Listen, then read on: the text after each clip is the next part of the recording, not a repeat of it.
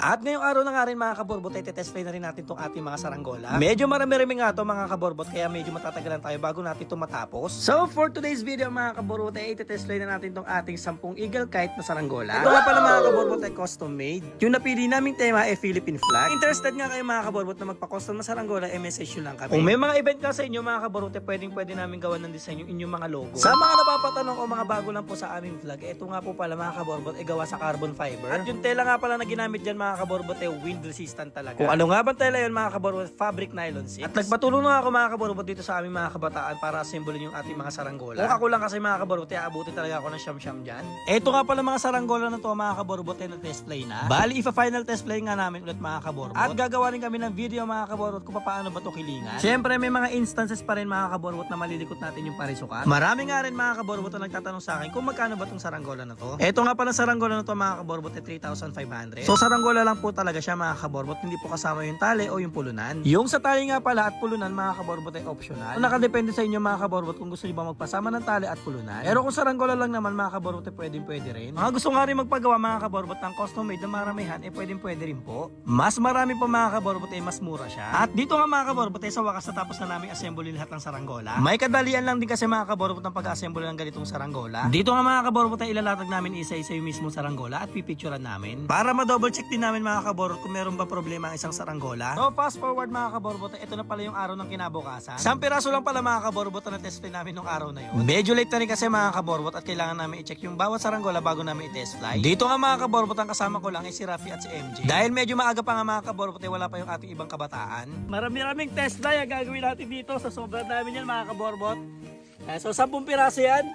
Limited 10 pieces lang to mga kaborbot, and yun as of now is sold out na to lahat. Then i-test play na lang natin. Then pagkatapos nun is saka na natin siya ipapak at papadala na natin mga kaborbot. Then saka tayo gagawa ulit ng panibago na disenyo na another 10 pieces. Yan, so sa mga hindi nakahabol mga kaborbot is pasensya na. So yan gagawin natin is tanggalin na muna natin siya sa parisukat dito.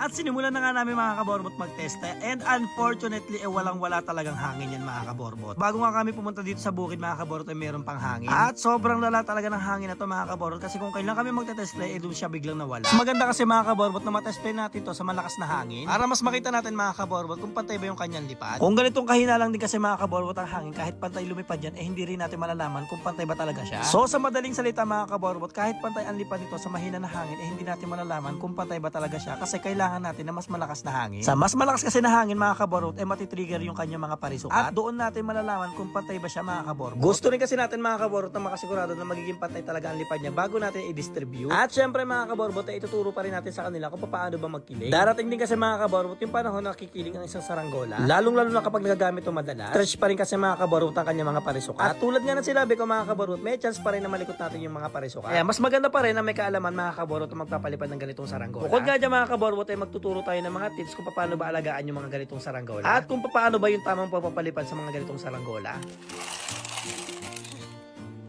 Tirik yung tali.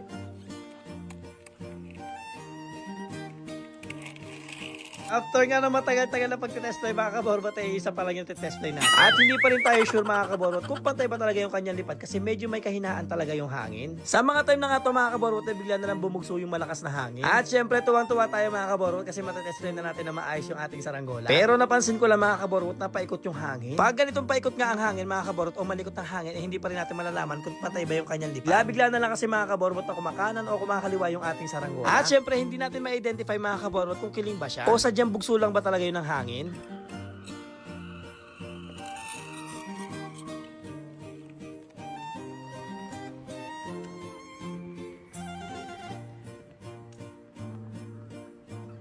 Dahil nga sa magulong hangin mga kaborbot nag-decide na lang kami na umuwi na. At sinabi ko na itatry na lang namin to ng hapon, baka mas gumanda pa yung hangin. Mas maganda kasi i-test pa ito mga kaborbot sa consistent na hangin at malakas para 100% na ma-sure natin na maganda talaga yung kanyang lipad. At hanggang dito na lang muna mga kaborbot ang aming video. At susubukan natin to mga kaborbot sa mas malakas pa na hangin. Kung gusto mo nga mga kaborbot ng ganitong klaseng video i-like, share, and follow mo na kami. So hanggang dito na lang mga kaborbot, and kita-kits sa aming next vlog.